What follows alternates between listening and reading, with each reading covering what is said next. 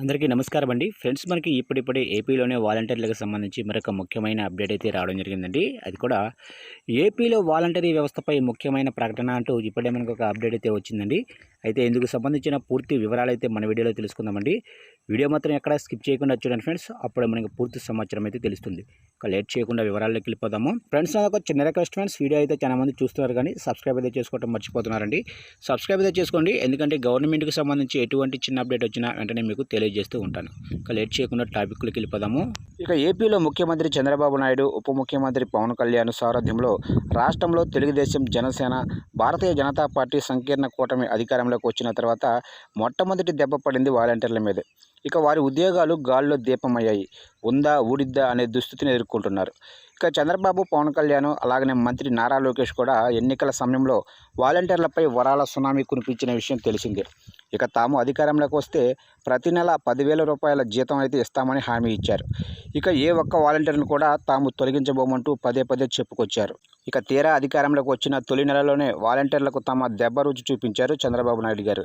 ఇక పవన్ కళ్యాణ్, నారా లోకేష్ 10,000 రూపాయల జీతం మాట అటుంచితే ఉద్యోగం ఉందా లేదా అనే భయాందోళనలతో గడపాల్సిన పరిస్థితిలో పడ్డారు వాలంటీర్లు. ఇక ఈ నెల వృద్ధాప్య పింఛను పంపిణీ బాధ్యతలను సచివాలయ ఉద్యోగులకు అప్పగించడమే దీనికి నిదర్శనం.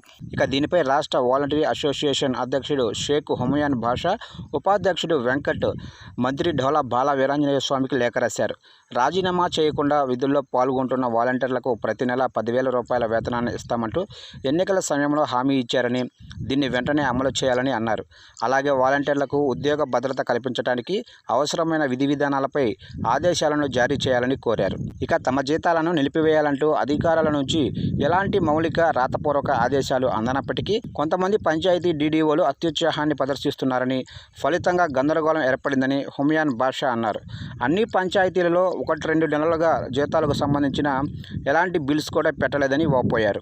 ఇక ఎవరికి ఇష్టం వచ్చినట్లు వాళ్ళు ప్రస్తావిస్తూ తమ జీవితాలతో ఆడుకుంటున్నారని ఆవేదన వ్యక్తం చేశారు. తమను ఇబ్బంది పెడుతున్న అధికారులపై చర్యలు తీసుకోవాలని డిమాండ్ చేశారు. ఇక డీడీఓలు కొందరు వాలంటీర్ల పట్ల అవహేళనగా మాట్లాడుతున్నారని, ఇది సరికాదన్నారు. ఇక ఎన్నికల సమయంలో 1,00,000 మందికి పైగా వాలంటీర్లు రాజీనామాలు చేశారని, అలాంటి వారిని మళ్లీ విధుల్లోకి తీసుకోవాలని హుమయాన్ బాషా మంత్రి ఢోలా వీరాంజనేయ స్వామికి విజ్ఞప్తి చేశారు. రాజీనామా చేసిన వాలంటీర్లను తాము అధికారంలోకి వచ్చాక మళ్లీ అత్యున్నత స్థానాన్ని కల్పిస్తామంటూ హామీ ఇచ్చారని గుర్తు చేశారు. ఇక 1,00,000 మందికి పైగా వాలంటీర్ల జీవితాలు రోడ్డున పడ్డాయని, మానవతా దృక్పథంతో వారిని మళ్లీ విధుల్లోకి తీసుకోవాలని కోరారు.